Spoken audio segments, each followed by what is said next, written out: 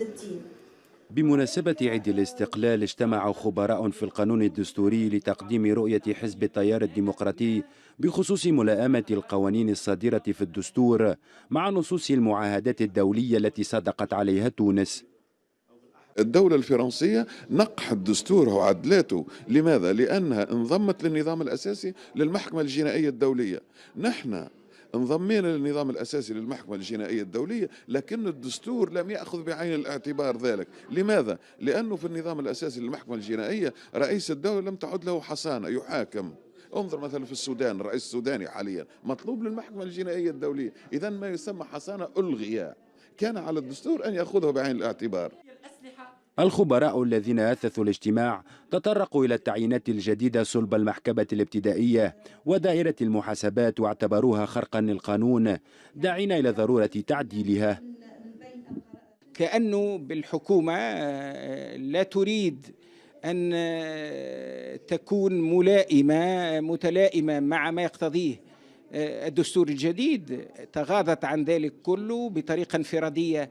وقع تعيين القاضيين وإقالة قاضيين بقرار منفرد من رئيس الحكومة. يعني هذا شكل من أشكال التعيينات المباشرة التي تفتح الباب للتدخل في سير القضاء. الثغرات الحاصلة في شروط الترشح للانتخابات القادمة كانت أيضا ضمن المواضيع التي تطرق إليها المتدخلون. ولات ما عادش ملائمة الدستور للقانون الانتخابي ولا ملائمة الدستور لتوجهاتنا السياسية، وذي لا يستقيم.